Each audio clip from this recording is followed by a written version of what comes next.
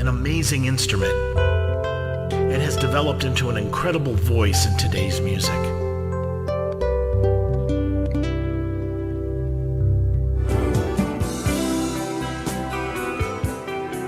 So many types of guitars, so many styles of playing, all sorts of gear.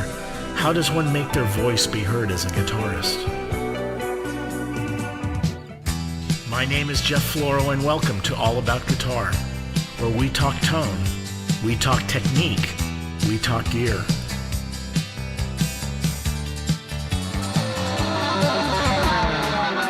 Where we discover how we can become better musicians in a world of constantly changing technologies. Where we take a good look at everything guitar, and sometimes not exactly guitar, but just as important, so we can be more successful as a musician in today's music scene. So sit back and relax, and let's explore all about guitar.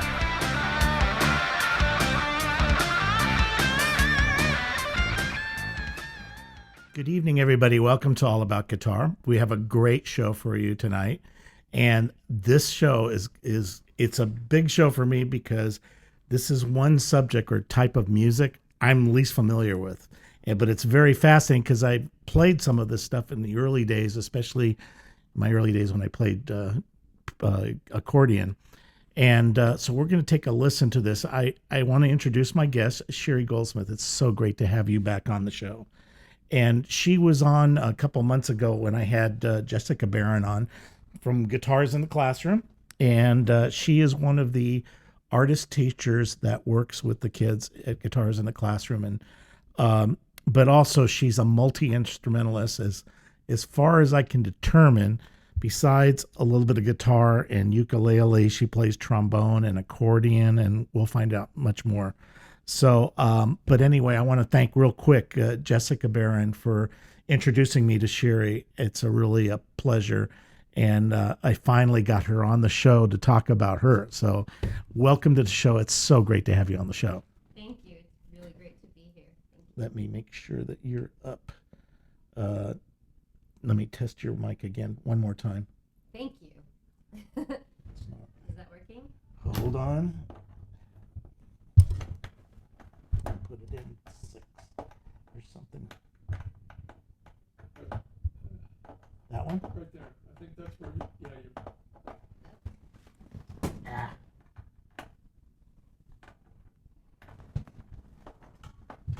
I can't see it. There we go. There we go. All right, let me check this one. See if you're getting power now. Can you hear me now? It's not coming through. Huh. All right, let me boost it up even more. Boom. Boom.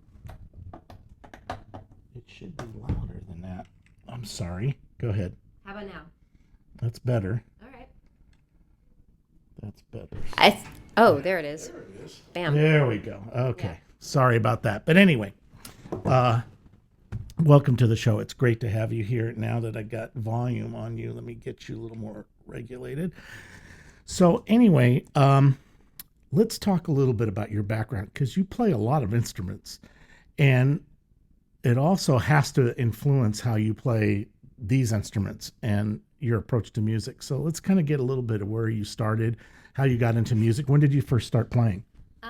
Well, I played, as a kid, I had a very short stint as a viola player, and that did not hold my interest at all. And then I played keyboard for a little while, and then I had a very long break. And somehow I ended up, man, this is a really long story. I'm trying to think of how much of this I should get into. I ended up actually doing dance stuff for a friend's crazy project, and I think it was the Maggot Puppet Theater. Okay. Yeah, accordion-based, really fun, very creative project. And then somehow I ended up playing Jaws harp in a goblin-themed jug band. Okay. Yeah. And that turned into me playing the washtub bass. You don't hear about washtub bass. Yeah. I actually know people that played that, but I mean, it's very rare. I happen to know a lot just because I then ended up playing in the Sour Mash Hug Band for a long time, and I still do sometimes. Just we've scattered, so we don't play together as much. But that band kind of is eclectic and started out doing a lot more Americana type of stuff, and then as we we kind of traveled a lot and played a lot of different places. So as we kept moving, we picked up different forms. So that's kind of a big part of my origin story with interest in klezmer and Yiddish music, because that was a project that wasn't solely focused on that, but it was somewhere where I could try out this music and try out the stuff I was learning. And we would do things like a couple times we went to Romania and just studied Romanian music, and then we'd throw some songs in the band while also doing originals, or also playing early jazz and ragtime and that kind of stuff.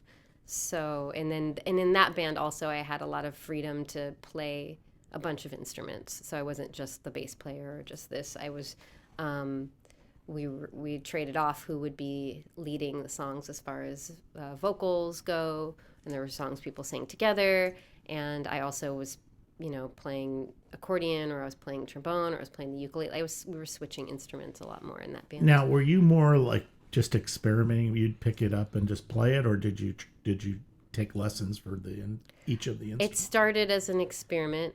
Some of them are more user-friendly than others, as far as just picking them up and playing them. I have taken lessons with the trombone. I haven't done much study on the accordion. I think because I played keyboard as a kid, and it's... You took piano lessons? Yeah, when I was younger. Mm-hmm. And I've done different music classes over, I'm always trying to learn more. I'm definitely like studying, and I like learning things. Mm-hmm. It's fun for me to have a teacher. So that's like, oh man, if I start working more, I'm going to take trombone lessons again. Like that's like exciting for me to study. Now, when did you first start playing music? How early? I don't remember. I guess, I think I don't remember when the keyboard was. I did keyboard for a few years when I was a kid, so I'm not sure. But Very young? Yeah, like as a 4 or 5? kid. No, a little older than that. I think like 7, 8, something like that. Okay. But then there was a very long break, and it kind of came back in my life just with a Now, vengeance. let me ask you, and I'll explain why I'm asking this question, because it has to do with the stuff I've discussed with Jessica on Guitars in the Classroom.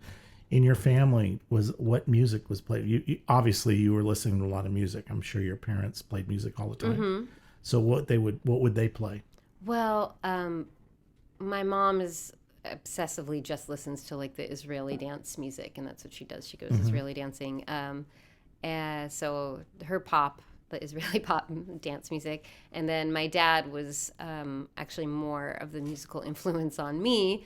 Not that you can necessarily tell by what music I've been playing or performing, but my dad was the one that got me really into classic rock and, like Black Sabbath and I don't know, all these kind of...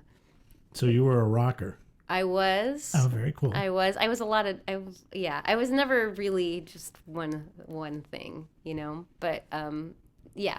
No, the reason I was saying that, because the first time I had Jessica on, we were talking about, I started early, like at about 4.5, but my mom played the radio all the time, so we were exposed to that stuff. That's true. And when I was in school, we studied about, we had to take pedagogy, and they talked about when you start out early, your brain starts picking out all these little bits and pieces, and then eventually you'll start putting them together. So they would notice like a child will go to the piano and start playing melodic lines, because it's basically he or she is assimilating all of this information that they've been hearing, because they're soaking it up like a sponge. And when my older brother was taking lessons, I literally would play what he did by ear, the lesson. Nice. And of course the teacher turned to my mom and said, well, that's very good, but he's learning all the bad things. We need to get him in there now to start. Story of my life. Always did it the wrong way, but it worked. But anyway, so that's interesting. So I think that's a lot too. I just wanted to point that out, because your children, for those guys out there, the people out there that have children, expose them as much music you can, because they'll start assimilating that, and it's important for them in terms of your training hearing and stuff. And it'll, like the whole thing with guitars in the classroom, learning how to play guitar, it improves all the other subjects dramatically.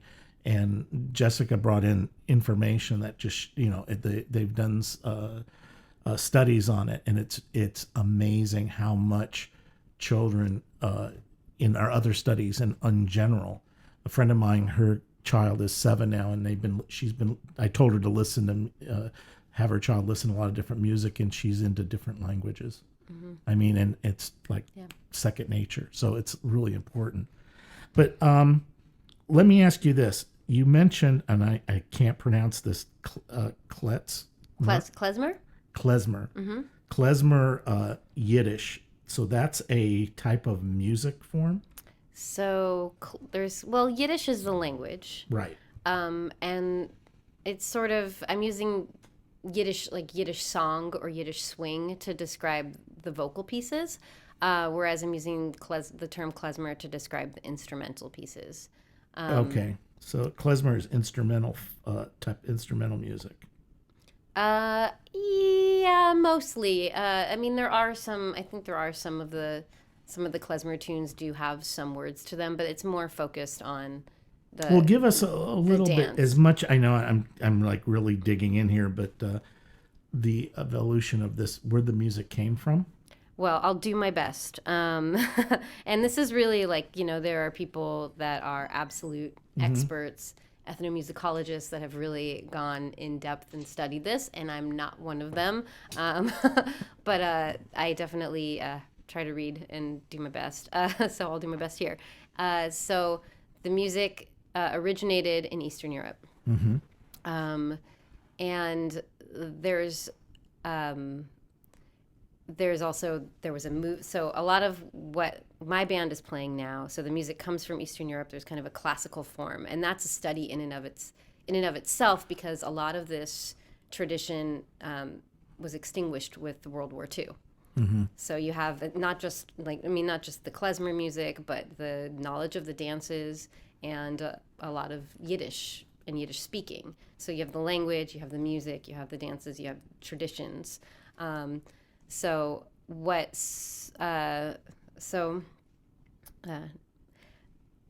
some of the revival has been really trying to keep it classic and keep alive this tradition, and then there are other people that are trying to take this old form and make it current and keep it alive. And I think both of these things are very relevant and very important. Mm-hmm.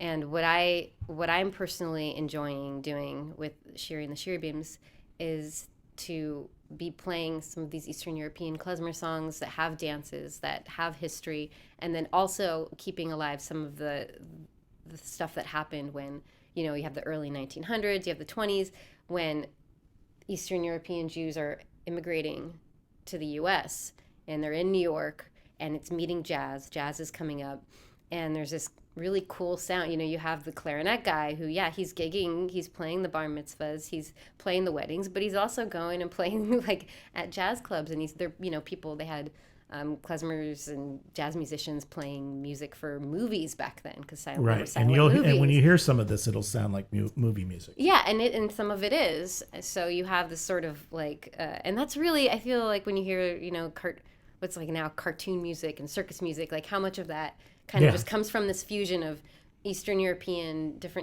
which is obviously in and of itself a very big area, but some of it's Russian, some of it might be Romanian or Hungarian, some of it might be all sorts of influences. And then that meets the American sound. Now, did the klezmer and the Yiddish, was that influence, or how much of an influence was gypsy music? Or was there? I mean, I think there's a lot, because there's because some of the dance forms sound very, to me, like gypsy type of dance rhythms and like Rome.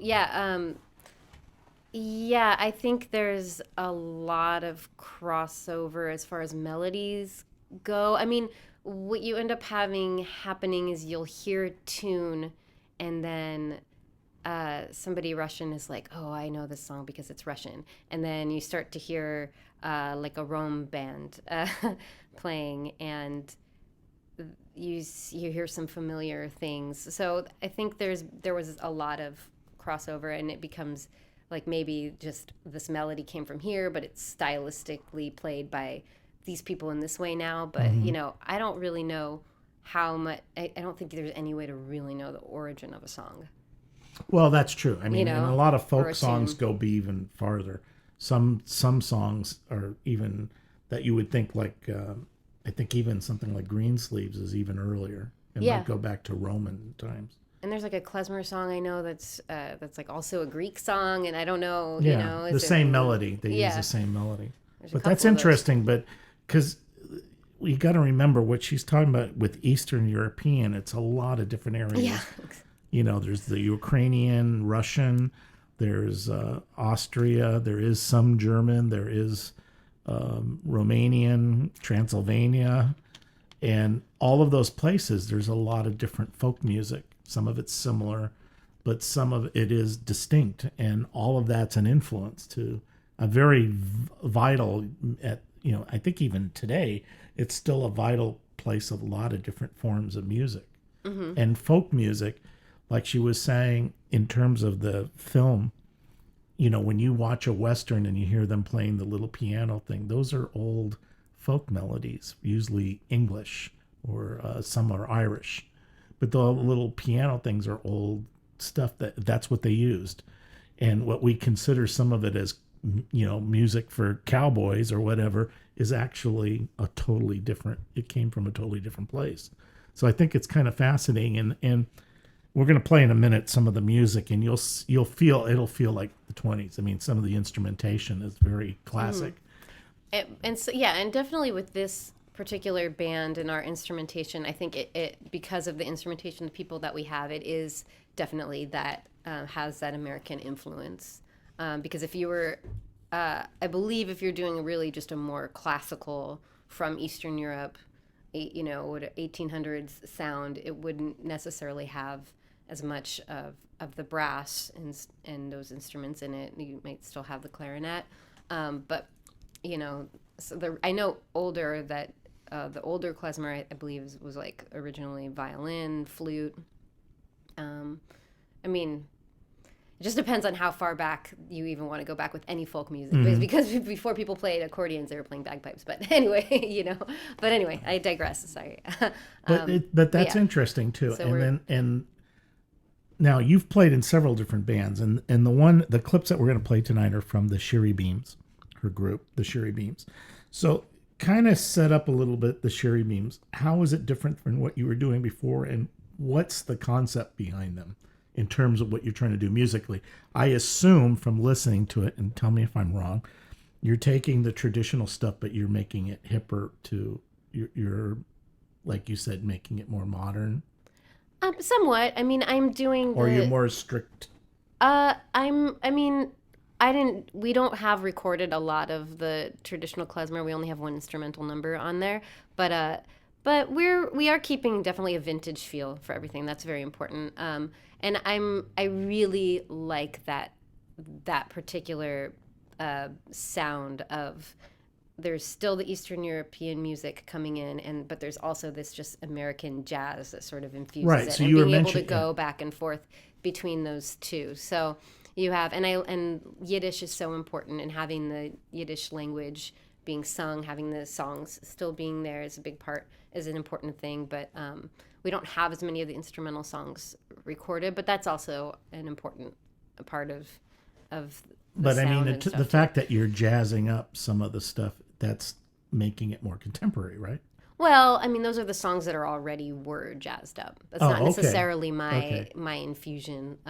Like you had people doing that in the 30s. You had like the Berry sisters, who were formerly the Begelman sisters, taking a lot of Yiddish songs and jazzing them up. And even when by Mir Bist Du Schön is on the recording, and that's one that was, sung, popularized as a jazz song. So maybe originally it wasn't necessarily written that way, but you have this relationship, as you said, between the movies and the Well, let me go ahead. I'm going to go Okay, ahead yeah, and play, it was and you're going to have to say all the over the name. place. You're going to have to say this name. It's the Shasha. Oh yeah. Shasha de Rebbe Gate. Now, that name, what is that? What language is that? Is that Yiddish? That's Yiddish. Yeah. Okay, because it's some of them like the one you were just talking about. By Mirbis Duchesne. That sounds German or looks German. It does, and Yiddish and German are actually very similar. Okay. Yeah. Okay. Yiddish is written historically with Hebrew letters. Well, not historically, it's written with Hebrew letters, but it's really similar to German in a lot of ways. There are different pronunciations, and people that are Yiddish linguists I think it's a big pet peeve when people mispronounce Yiddish words as though they're German. Because it sounds like some of the stuff, to me, it sounded German when you're singing some of the lyrics. But Sure, well, let's listen to this one, and then we'll talk a little bit about the style. But you'll get a good. This one's a good indicator of the style and form of the music, so you can hear it.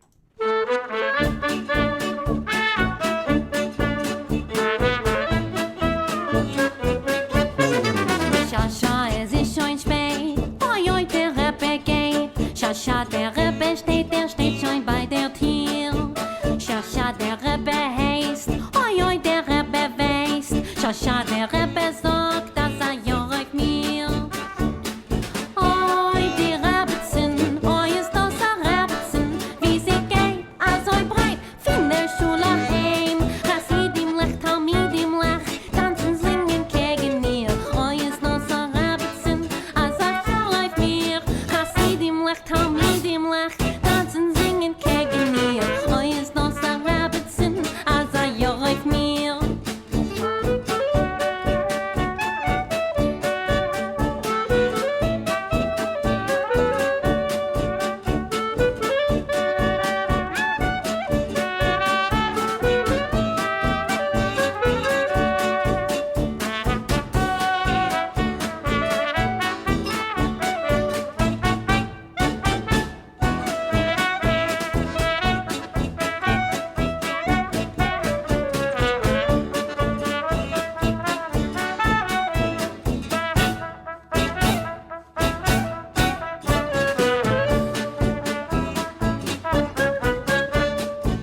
Shasha, es ist schon spät, oi, oi, der Rebbe geht. Shasha, der Rebbe steht schon bei der Tür. Shasha, der Rebbe heißt, oi, oi, der Rebbe weiß. Shasha, der Rebbe sagt, dass Youre mir. Oi, die Rebbetzin, oi, ist das Rebbetzin. Wie sie geht, also breit, von der Schule heim. Chassidim lech, Talmidim lech, tanzen, singen gegen ihr. Oi, ist das Rebbetzin, also Youre mir. Chassidim lech, Talmidim lech, tanzen, singen gegen ihr. Oi, ist das Rebbetzin, also Youre mir. So you get an idea of the form. There's a lot of interesting things happening in there. First of all, let's break it down. So you have accordion, you have trumpet, guitar, drums. What else? Clarinet, Clarinet, violin, and I think that's everything. Yeah. So, and then the vocal. But now I'm only playing a little segment. The song's a little more involved. There's more to the arrangement, but you got a chance to hear all the different instruments. And it's interesting how they play against each other too, especially the soloing. The trumpet and the clarinet, I think, play a lot against each other. And it's not like it's not just question, answer. They're playing counterpuntally to each other. And now they are improvising, obviously, in the song. But is that part of the style, that counter? Because they're doing things kind of against each other. That's kind of, I don't know how to describe it, but it seems very in character to the style of the music. I don't know. And that would actually be a way better question for them. Yeah. You know, but yeah, I mean, this particular piece we're sort of like, this has got the jazz influence in it. So I'm allowing, or that doesn't sound good, but it's open for that to play with the melody. Because I think if you, like, Naftuli, this very famous Naftuli Brandwin, this very famous clarinet player, he said that he never played the same melody twice ever. But even that, it's the soloing in klezmer is different than soloing in jazz. You don't diverge as far from the melody. So there is kind of that still happening with this piece where it's not getting, you know, how in like a jazz, like things can really they just go and they take their own thing. So it's still holding closer to that, but it's getting a little bit more into the jazz right range. Well, especially the clarinet with the bends and stuff, he does things that are more characteristically jazz, but it's still, you're right, it's stricter to the melody. And you'll and notice that, I mean, now my background a little different, very much like a polka. I mean, it's like spot on. You take the vocal away, a little more accordion, I would never know the difference. I mean, it'd blow me away. I mean, I think the sousaphone really can have that effect too. And that's interesting too. And I'm going to play a piece later where he does like a bass solo, and Doug's a bass player. And so it's interesting what he's doing because he's really moving around. Usually you just hear this boom, boom, boom. No, Andreas Trujillo is on the sousaphone, and he's fantastic. Yeah, it's really fun being able to have gigs with a sousaphone player. It's a whole different sound, but it's really cool. But he's epic really solo. Yeah. He knows what he's doing. Yeah, I mean, it's really interesting. He's no joke for sure. So, but anyway, that's fascinating how that's kind of set up. Now I'm going to play. Let's go ahead and play the. Oh God, I can't pronounce this book. By Mirbis Duchesne. Okay, so now I'm going to take it. There's where all the solos happen, and then it'll end out. So we'll take a look at that. And again, this is another one where the clarinet and the trumpet play against each other. It's a counterpuntal type of thing. So let me go ahead and play that, and we'll talk a little more how this one is set up. So say it again. By Mirbis Duchesne. By Mir. Sorry.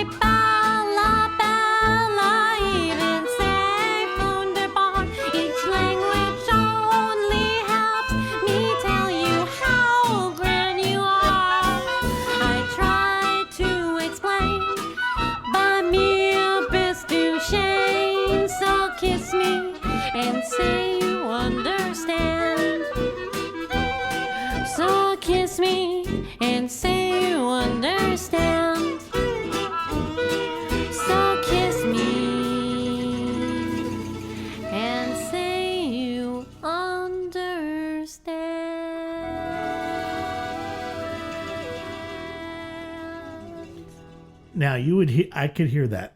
I think I've heard that song. Yeah. It sounds very familiar. Yes. In several movies. I think I've heard that. I could just see it like an old gangster movie. You go into the club and the girl singing that with the band behind it. So this is the most famous Yiddish song. Oh, really? Which is not saying much, but it is. And this song was I guess the manager of the Andrews Sisters. Have you heard of the Andrews Sisters? Oh yeah. Yeah. So this is the song that made them famous. So the manager of the Andrews Sisters saw someone singing it somewhere, and bought the rights to the song from the man who wrote it, Shalom Segunda. Bought the rights to it for $30. And then the Andrews sisters became quite famous with it, and they didn't do it in Yiddish. And I do a verse of it in Yiddish. I don't do the intro in Yiddish because I don't really think the intro part is like really PC in the Yiddish, the old words that it has. So I choose not to do that. And I like the English translation a lot. So yeah, so they did it in English, and it became quite famous. And then I guess Shalom Segunda was quite unhappy about it for a very long time because he didn't really make any money off of it. Eventually, there was a lawsuit and a settlement, but yeah, this is quite a well-known one. What's the name mean? To me, you're beautiful. To me, you're beautiful. Okay, okay, it's interesting. Now, let me ask you something about your vocals. Okay. Now, is there a specific technique and style? Is that, I mean, it sounds like you're singing a certain type of style, the tonality that you're getting. Yeah. I mean, I definitely like. I mean, if you were singing just like a regular folk song or popular song. Right. I mean, I think most of what I do and what I've done has been kind of a vintage feel in general. That's been an aesthetic of mine for a long time, at least. As far as performance-wise, like I love listening to all sorts of music and appreciate all. But I'm not like I love R&B, but I definitely cannot sing R&B, and I don't as like for performance. So yeah, I think that's definitely a focus of mine is to keep. Because it sounds like the way you, now again, I don't know, I'm not well versed in Yiddish, so I don't know how the pronunciation, but it sounds like there's an accent or you're doing a certain type of very. Oh, I see what you're saying. Some of the words, like say, for example, zog. Zog farvos. Okay, so I'm just trying to think. And when you sing, there's like it's not the proper term. I don't know, but it sounds like you're singing it with an accent as opposed to. I am trying. It's hard because I heard Yiddish through as a kid through mostly through my dad's and my grandma's expressions, and they had pretty heavy New York accents, and their Yiddish is not like the classical dialects that are sort of studied now and are recommended. And like, oh man, so like with Zog Farvos, this song is actually not done in like a Galicianer versus Litvak dialect. It's not done in a specific dialect. There are different dialects of Yiddish. It's actually done in the like musical theater dialect, which is a little bit easier to sing out in. And I just recently discovered UCLA has a great program, and they did a one-day workshop, and I went and studied with Lawrence Glamberg, and he told me about the musical theater dialect, and I was like, how did I not know about this? I've been interested in this for so long.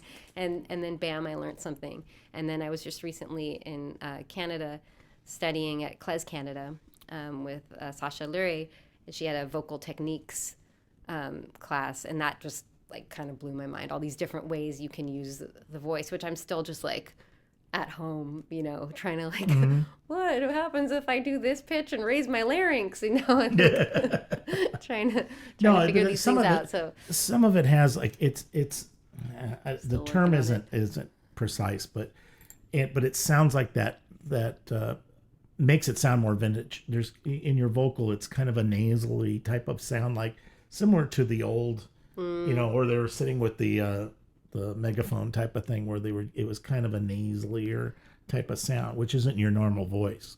Well, and she one of the things I was studying at Klezmer Canada is she does talk about different techniques, and I might be also falling into nasal, although I try not to. But she does talk about different ways to make these different sounds that you can use, and not all of it is necessarily nasal. So because there's all these different parameters of the voice, there's all these different things. Like, it's such a weird and complex instrument. So there are different ways to make sound happen. But the sound, but I do sometimes go into nasal because it's a nice tool, and there's also like there's twang, and there's all these other. But it gives you that. It sounds vintage. We're talking about me again. Sorry. No, I mean when you sing Yeah, it, that nasal type of voice Yeah. sounds vintage to me. I mean, Yeah. at least that's what I'm picking. And I like it sometimes too. You know, it's like you're not always supposed to do that, but sometimes it's just nice to have that sound. You know, a little. No, touch it's of it. cool. I mean, but it gets that kind of sound like when you listen to an old record player, Yeah. the little, with the big horn on it. It had that kind of sound, and I think that's some people would mimic that to try to get that some of it, especially the old Yeah. crooners and stuff. Not necessarily for Yiddish music or klezmer, but I mean in terms of a lot of the old records of those singers, Yeah. they would try to do that. Yeah. Absolutely. Now, before we play some more stuff, I want to go through some of your instruments. She brought a couple of things down here. Your main instrument is the banjo uke. Mm-hmm.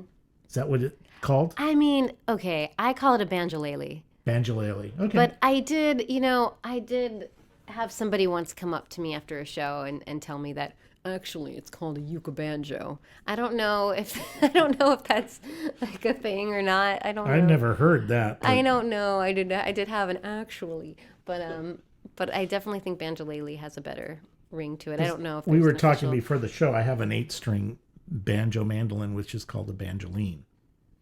Yeah, I mean, I think banjolele, it sounds easier off the tongue. But go ahead and grab it from it. Tell us a little bit about it, because this is an old instrument. Oh yeah. Oh, sorry, baby. Yeah, this is. I think it's from the late 30s. I got this at a mom. It was not a mom and pop. It's actually a father-daughter lutherie store. Mm-hmm. Have you ever heard of it? It's called the Fifth String. It's in Corvallis, Oregon. No.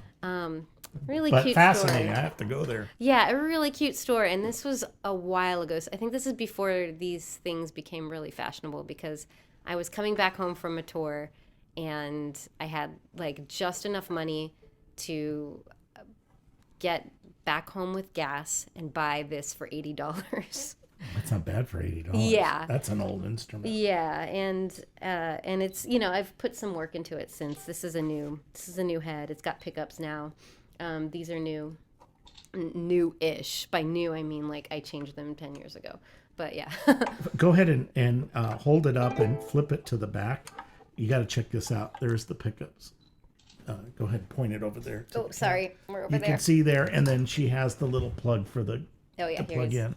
But they're contact pickups on the head. Boopy-doop. So it's very, very, very cool. And they're very potent. I mean, it's Well, like, that thing cuts. Just play a little bit right now. You can hear and it. I normally play this with a pick, but just to like, it's got It's it's pretty. got a little. It cuts through really loud. Yeah, it's really loud. And that's why I really normally perform with this one, because if I'm playing with a big band, it's nice to have something that really. You need to take this to, who's might be interested in making this is Taylor. Because I talked to Taylor once about the banjo, or Deering, because Deering was making banjolines. Don't they make them? I don't know if they make a uke one, Oh, I bet you they do. but they're real interested know. in I don't know old. that. They're Yeah. really interested in, Yeah. in old art, ancient ones that they want to study the construction. They would love to see this. This is very cool, and it's it's old enough where it's patent applied for. So, and it says back here, "U King" Oh. on the bridge. So I don't know if that's a standard bridge on there. I don't know. It might have been replaced. This I don't thing is know. pretty cool, though. Yeah, it's got some new. Was it hard to find a head this size?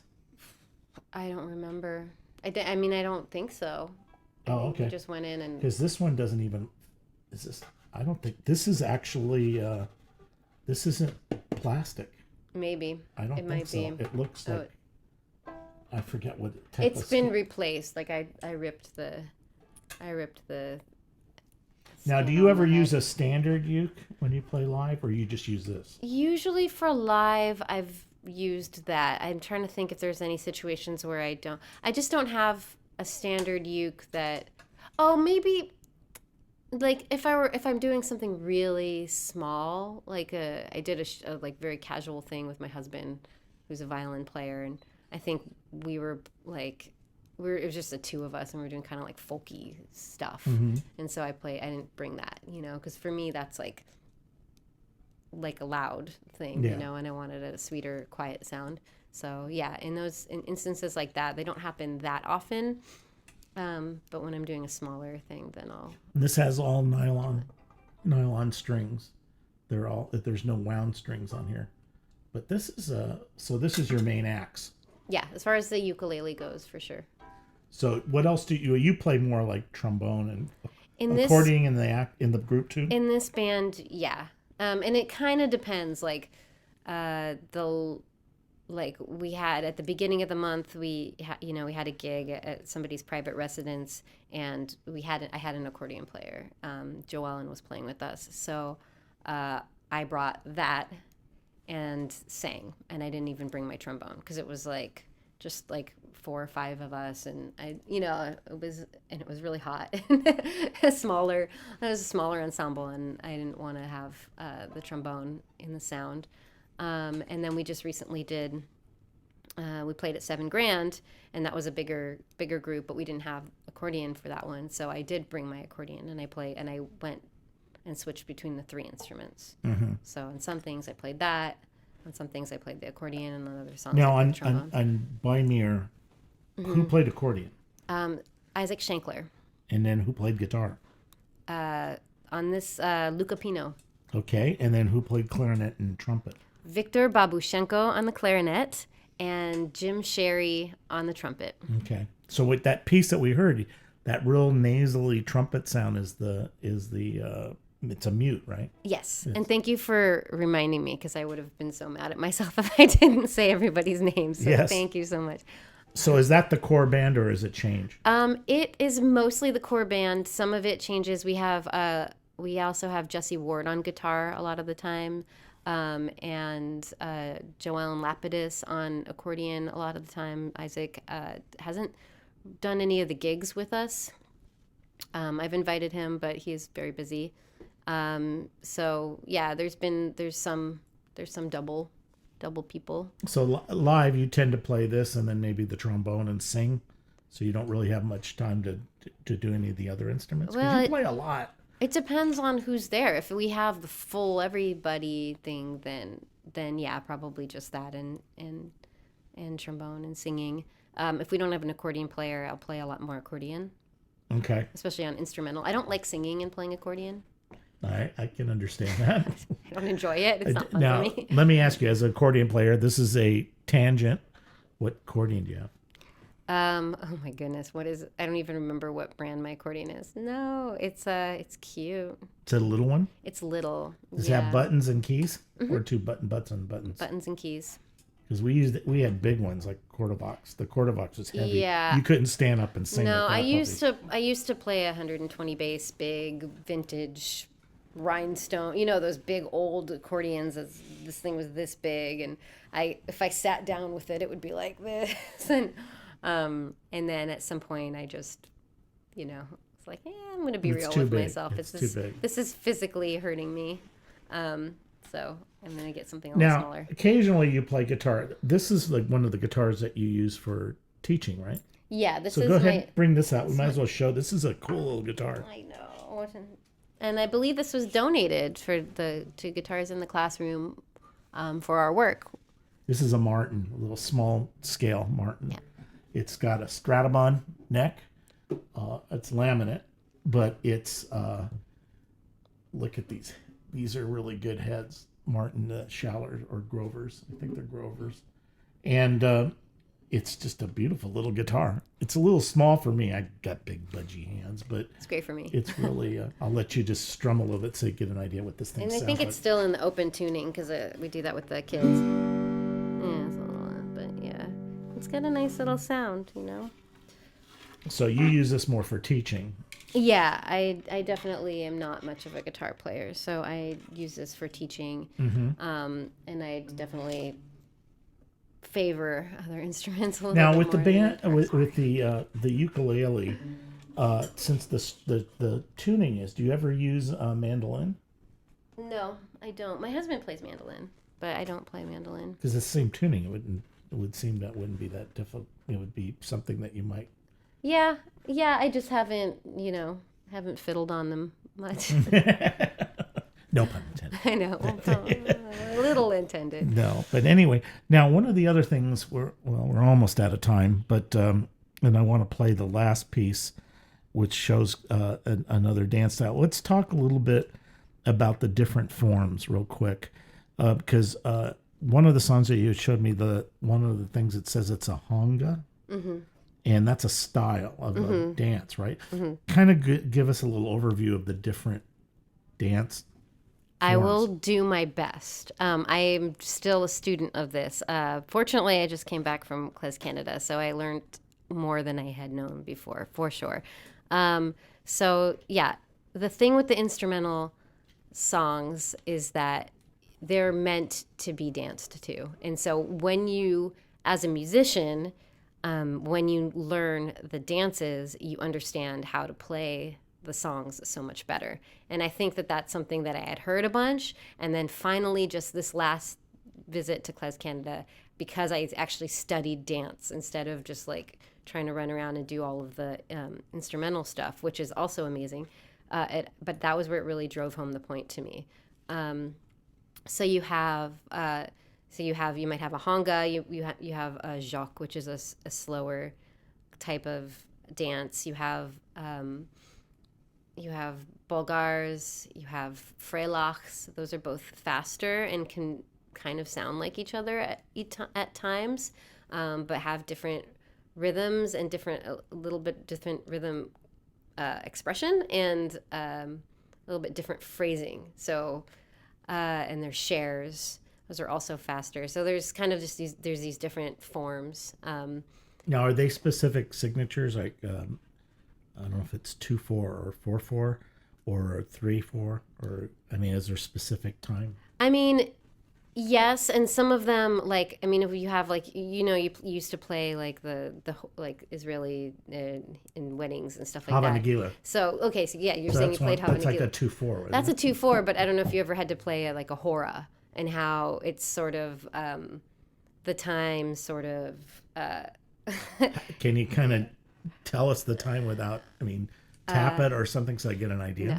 No? It's like there's a, yeah, sorry, I've been up since 5:30 a.m. But yeah, so there's sort of this, the time doesn't necessarily, is like it's very dramatically different than some of the other dance songs. Mm-hmm. So yeah, I would say that. Whereas yeah, the Freilach is just gonna have like a steady kind of like marching on feel, like a 2/4 or 4/4. 2/4. And the Bulgar still might have that, but it's but there's these little like there's just emphasis in the beat that's gonna da da da da da, that's gonna make it feel differently. If you're trying to do that dance to the wrong kind of song, it's not necessarily going to fit. Right. Now, none of the stuff I heard, if I remember from the clips, is a 3/4, like a waltz. No, there are some klezmer waltzes, but we for the most part, it's not. Yeah, this is a very like little sampling of some of the stuff that we're interested in, and there's a lot more. So it's more of that type of boom bum, or boom bum for this, bum, yeah. Or boom bum. I hope with the next recording that we do to get a lot more samples of different things. After because I recorded that and then I went to Canada and then I came back and was like, okay, I already know what I want to do for the next, and added a bunch of new songs to the repertoire. And well, when you release the CD, you should just put little paragraphs explaining each of them so we learn. Yeah, because it's important to just. I didn't even think about all of this stuff. A lot of the stuff I thought was something else. To me, right. Like that one sounded like a polka. And then the one that had that movie feel, I was just like, that's movie music, which is like wrong. So, but it's interesting the style and there's a history to it, and it influenced a lot of stuff like that song. If you listen to a lot of the stuff what the Andrews sisters do even later on, it's influenced by that stuff. Absolutely. Yes, it might be more commercialized and might swing more and stuff, but you can hear the roots of it. The scale, the way they phrase, a lot of that stuff comes back to you got to go look at the origins. It's just like blues, rock and blues. You go back to the origins, you see where the influences are. And this music, any type of dance music, it influences pretty much all of popular music at some place or another. Yeah. Absolutely. It's and what's interesting is the instruments too. I think that what you do with the clarinet and the trumpet in this and the violin, all of that stuff. The guitar's function is more straight rhythm, and it's chump, chump, chump, which is like the old jazz band. And so you kind of feel it. You don't hear it as much. But if you stopped it, you'd notice there'd be a big gap in it because it kind of keeps it together. Yeah. The drummer is kind of keeping tempo, but he's kind of embellishing what the guitar is doing. That's what I'm hearing. But the guitar is the rhythm keeper, which is the old style big band. That was the function of the guitar. Absolutely. And that's definitely coming from that influence. Yeah. For sure. So anyway, how can people get a hold of some of this music? Is it out yet, or is it coming out? It's coming out. We're getting it up on the website and putting it up on and that's Bandcamp or something. ShiriGoldsmith.com. Yes, and then there's a /Shiri Beams, I think, something like Yeah, that. you have a page for Okay, Shiri Beams. yeah. And Shiri Beams, ShiriBeems, is also on Facebook. Oh, Yeah, you have a Facebook page. but Shiri but Beams. not spelled like that. It's usually SH or just one I instead of at the end, like instead of the two e's. ShiriBims. No. Oh, really? Shiri? Yeah. Okay. Yeah. But is it still pronounced? I have it wrong. Okay, so Shiri, Bims, and that's still Beams. So it's still pronounced the same. Beams. Sorry, I just Bims, get Beams. phonetic and I No. lose it up. Bims, Shiri Beams. Yeah. Shiribum. Shiri Beams. So anyway, they're on Facebook too. You can check it out, and also too, there's some great shots of the band, and you can see all the different instruments, and it's really interesting. I mean, the sousaphone alone is fascinating in itself. We're out of time. I told you it would fly by. So fast. Yeah, yeah. She was worried, like, I don't know what to say. No, you'll have plenty to say. But we're going to end up with the song Shiri Beam.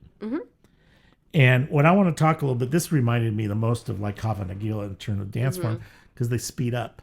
And I remember we used to do Hava Nagila, and we would just get frenetic at the end. We just keep going. And, to us, it was like a challenge. Can we tire them out? No, I said, but anyway, but it was kind of fun. But anyway, just before we play it, give a little more of a background of this song or any significance. And that, is that very common to speed it up all the time?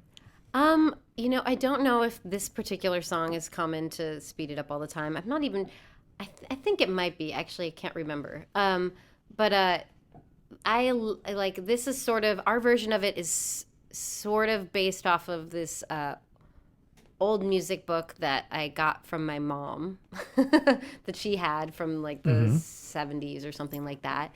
And then like sort of inspired by that, and then also sort of influenced by the Berry Sisters recording. So we have like some of the intro lick is kind of, and the outro is sort of from their recording, and then it's sort of also based on this music that I had forever and sort of just sang. And it seemed important to record it because the name of the band, That's true. Shiri That's Beams. true. Yeah. Okay, well, listen, thank you so much, and we're gonna have to have you come back on, and we'll bring the band. I gotta we talk need to about some of bring the other because, people yeah, too. this really was. But it was great to finally get you on and actually Thank talk you. about your career and what's going on. appreciate it. ShiriGoldsmith.com. And again, thank you, Jessica, for introducing me to Shiri and coming on the other show.